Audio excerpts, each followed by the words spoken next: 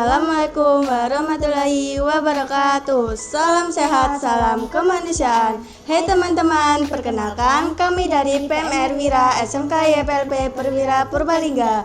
Nama saya Umu Hana Nafasa. Dan saya Lintang Herunisa. Di sini kami akan menjelaskan tentang donor darah. Bintang, apakah kamu tahu apa itu darah? Darah adalah bagian vital di dalam tubuh kita. Ketika kita terluka, kita mengeluarkan cairan berwarna merah. Itu yang disebut darah.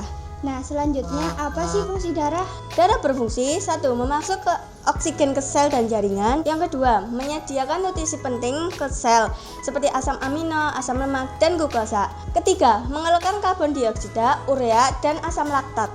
4. Melindungi tubuh dari penyakit, infeksi, dan benda asing. 5. Mengatur suhu tubuh. 6. Menghentikan perdarahan dan membentuk keropeng untuk melindungi luka dari infeksi. Nah, karena begitu pentingnya darah bagi tubuh kita, bahaya jika kita kekurangan banyak darah, bahkan bisa menyebabkan kematian. Nah, selanjutnya apa itu donor darah? Donor darah adalah proses pengambilan darah yang bertujuan untuk transfusi darah. Donor darah dibagi menjadi 3, yaitu DDS, DDP, DDB. DDS yaitu seseorang yang mendonorkan darahnya tanpa tahu kepada siapa darah itu diberikan. DDP adalah seseorang yang menyumbangkan darahnya dan dia tahu kepada siapa darah itu diberikan. Sedangkan DDB adalah seseorang yang menyumbangkan darahnya tetapi dia meminta bayaran. Sedangkan transfusi darah adalah upaya pemberian darah kepada pasien yang bertujuan untuk penyembuhan penyakit. Selanjutnya, pengelompokan darah bisa dilakukan dengan menggunakan sistem ABO maupun resus. Dalam sistem ABO, darah terbagi menjadi 4 golongan, yaitu golongan darah A, B, AB, dan O. Syarat pendonor darah adalah sebagai berikut: 1. Sehat jasmani dan rohani. 2. Usia 17 tahun ke atas, berat badan lebih dari 45 kg. 3. Berat badan lebih dari 45 kg. 5. Tidak dalam masa haid. 6. Suhu tubuh 36,5 sampai 37,5 derajat Celcius. 6. Dan lolos seleksi kesehatan oleh petugas dan dokter PMI yang bertugas. Manfaat dari donor darah bagi penerima: 1. Bisa menyelamatkan 3 nyawa. 2. Membantu korban kecelakaan yang kehilangan banyak darah. 3. Membantu pengobatan berbagai penyakit. 4. Membantu pasien berbagai macam penyakit. 5. Membantu pasien yang menjalani operasi besar. Banyak manfaat dari donor darah bagi pendonor, yaitu menurunkan risiko terkena penyakit jantung dan pembuluh darah, menurunkan risiko kanker, membantu menurunkan berat badan, mendeteksi penyakit serius, membuat lebih sehat secara psikologis, dan memperpanjang usia. Nah, teman-teman, yuk ikuti teman-teman kita yang akan melakukan proses donor darah.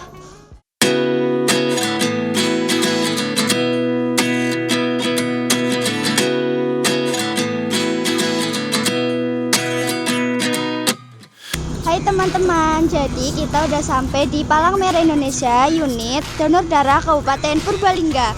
Yuk kita intip prosesnya. It's kind of funny that the more we pass time, the more we need to set the rewind. And 19 was the year I had to leave you, but now I'm seeing all the signs. Is this really happening? I can't believe it's true. I'm just as surprised as you. Is this really happening? I can't be too sure, but one day I'll be yours again.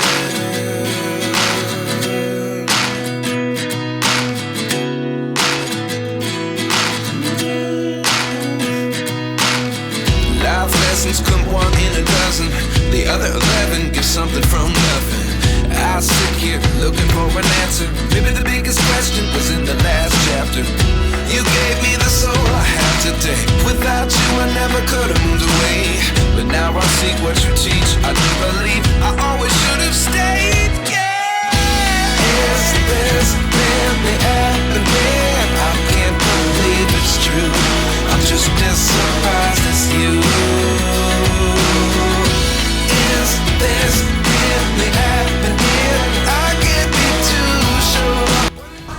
Permisi Pak, di sini saya mau bertanya, siapa nama Bapak? Nama saya Panca Agus Pramono, ya biasa dipanggil Panca.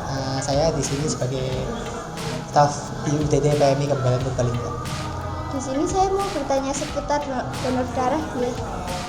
Untuk persyaratan donor darah itu ada apa saja ya Pak? Oke, jadi untuk syarat donor darah itu yang pertama ada usia minimal 17 tahun, terus berat badan minimal 45 kilo, terus tidak sedang mengkonsumsi obat 3 hari terakhir, ya. Tidur minimal 5 jam malamnya. Terus untuk tadi berat badan sudah ya. Terus untuk tekanan darahnya normal sekitar 100, batas atasnya 100 sampai 160, batas bawahnya 60 sampai 100. Terus HB-nya memenuhi syarat minimal 12,5 gram per dl. Terus biar nggak ada efek samping kayak pusing dan lain sebagainya, disarankan sebelum donor itu banyak minum air putih. Untuk manfaat donor darah itu apa aja Pak? Oke, jadi manfaat donor darah itu banyak ya. Yang pertama jelas kita jadi sehat ya. Terus yang kedua kita juga sedekah, dapat pahala. Salah satunya karena darah kita nggak perlu mengeluarkan uang, kita bisa sedekah dengan darah kita. Yang terus selanjutnya bisa mengurangi resiko penyakit jantung ya. Terus selanjutnya juga kita bisa cek kesehatan rutin karena saat donor darah kita dicek tensi dan HB-nya. Selain itu juga orang yang rutin donor sudah pasti bebas dari 4 parameter ya, 4 parameter penyakit, karena saat donor kita dicek darahnya 4 parameter penyakit, ada HIV, sifilis, hepatitis B dan hepatitis C. Jadi kalau kalian rutin donor berarti kalian bebas dari penyakit itu. Nah, selanjutnya buat pendonor yang rutin kita juga ada penghargaannya. Jadi kita ada penghargaan dari 10 kali, yang udah donor 10 kali dapat piagam, donor 25 kali dapat piagam juga dari ketua PMI tapi diserahkan oleh bupati nanti.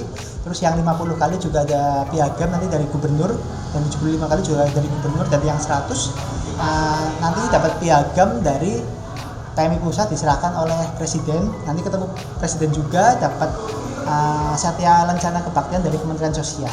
Itu salah beberapa manfaat donor darah. Oh iya Pak, untuk kebutuhan darah di Kabupaten Purbalingga itu sampai berapa sih? Oke, jadi untuk kebutuhan darah di Purbalingga sendiri dalam 1 bulan kita sekitar 1.600 sampai 1.800 ya, karena kita sehari butuh 50 sampai 60 kantong darah. Dan untuk alhamdulillah dari kebutuhan 1.600 sampai 1.800 itu kita sudah mencukupinya 100%. Jadi kita dalam sebulan sudah bisa memproduksi darah sekitar 1.600 sampai 1.800. Untuk pendonor itu ada berapa macam ya Pak? Sama idealnya itu donor darah berapa kali? Oke, jadi untuk pendonor itu ada 3 macam ya. Yang pertama ada pendonor darah sukarela, 2 donor darah pengganti dan bayaran. Kita yang bayaran dulu ya. Donor darah bayaran itu jadi orang yang donor darah tapi mengharapkan bayaran, dibayar. Itu udah itu nggak boleh ya, karena itu resikonya besar ya. Yang kedua ada donor darah pengganti. Donor darah pengganti itu kita donor tahu darahnya buat siapa. Jadi kalau misalnya saudara kita butuh darah, terus kita cari darah dari keluarga kita sendiri. Tapi alhamdulillah di Purbalingga sudah nggak ada donor darah pengganti karena kebutuhan darah kita sudah mencukupinya.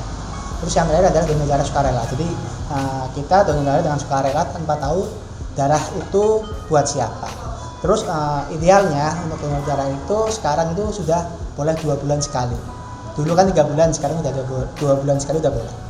Untuk donor darah itu ada efek sampingnya nggak sih Pak? Oke, untuk donor darah sendiri nggak ada efek sampingnya sebenarnya ya. Karena kalau donor darah ada efek sampingnya, jelas nggak ada yang mau donor ya. Tapi selama ini, sejauh ini alhamdulillah di Purbalingga itu banyak yang donor, berarti nggak ada efek sampingnya. Kecuali kalau orang yang mau donor itu tidurnya kurang atau minum air punya kurang, itu bisa jadi efek sampingnya bisa pusing atau pingsan. Jadi kalau syaratnya terpenuhi, tidurnya cukup, banyak minum air putih, itu nggak ada efek sampingnya. Seperti itu. Baik Pak, terima kasih untuk informasinya yang sudah diberikan. Sama-sama Mbak.